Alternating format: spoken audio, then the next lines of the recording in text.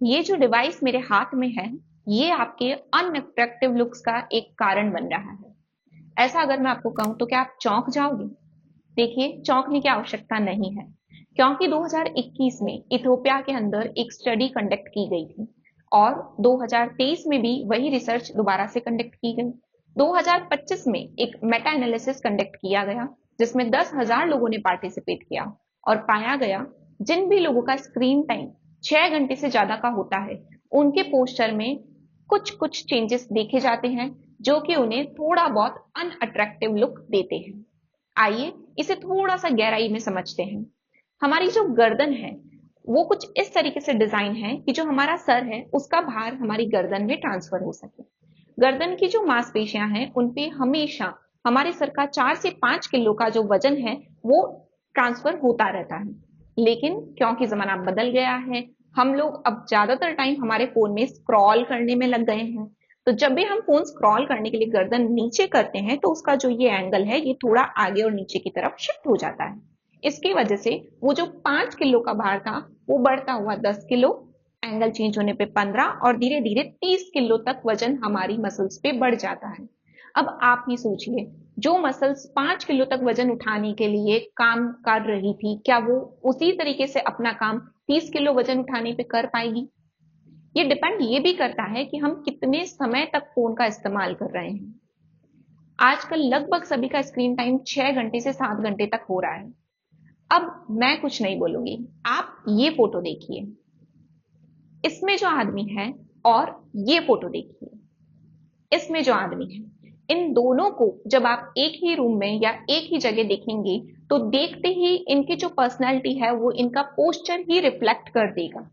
एक जिसका पोस्चर एकदम स्ट्रेट है वो बहुत कॉन्फिडेंट नजर आएगा, और दूसरा जिसके ज्यादा फोन के यूज की वजह से कंधे इंटरनली रोटेट हो गए हैं, गर्दन आगे और थोड़ा सा टिल्ट हो गया है, वो कॉन्फिडेंस की कमी उसमें दिखनी ही दिखनी है।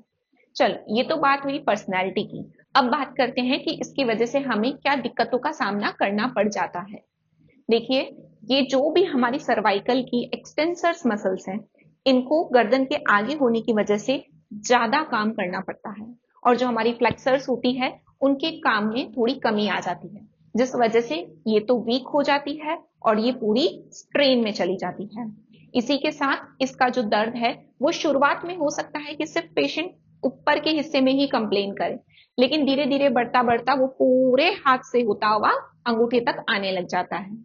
इसका भी कारण है कि हम फ्री होकर के रात को सोने से पहले आधा एक घंटा करवट लेकर के कंटिन्यूअसली फोन स्क्रॉल करते रहते हैं। इस बीमारी को अब एक नाम भी दे दिया गया है जिसका नाम है टेक्स्ट नेक सिंड्रोम। तो हमें हमारी आदतों में बदलाव लाना होगा। कुछ हम ऐसा समझ सकते हैं कि जब तक दर्द लोकलाइज्ड है उसे ठीक करना ज्यादा जल्दी पॉसिबल है। जब वो रेडिएटिंग होने लग जाता है, यानी होता होता मसल से होता होता नर्व भी कंप्रेस हो जाती है, तो दर्द को ठीक करने में थोड़ा सा लंबा समय लग जाता है। हमें क्या करना है? एज ए इंडिविजुअल, जब हमको लगे कि हमारा दर्द बढ़ने लगा है तो हमें उस मोमेंट को रोक देना है। हमें लेट करके फोन चलाना बिल्कुल बंद कर देना चाहिए। ऐसा नहीं हो सकता कि हम पूरा दिन फोन के बिना रह लें, क्योंकि कई सारे काम ही अब फोन से जुड़े हुए हैं। तो आप जितना हो सके अपनी जो चिन है उसको न्यूट्रल रख करके फोन देख सकते हो, उसमें दिक्कत नहीं है। खूब पानी पीजिए ताकि मांसपेशियों में अकड़न कम बने। मैं उम्मीद करती हूँ आपको समझ आया होगा कि कैसे एक गलत आदत की वजह से हमारी जो पर्सनालिटी है, हमारा जो कॉन्फिडेंस है, हमारी बॉडी का जो बायोमैकेनिक्स है वो पूरी तरीके से बिगड़ रहा है।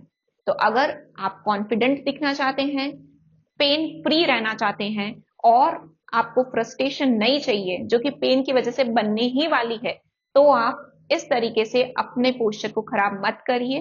फोन का ओवर यूज कम करिए। Do not forget to like, share and subscribe our channel. Thank you.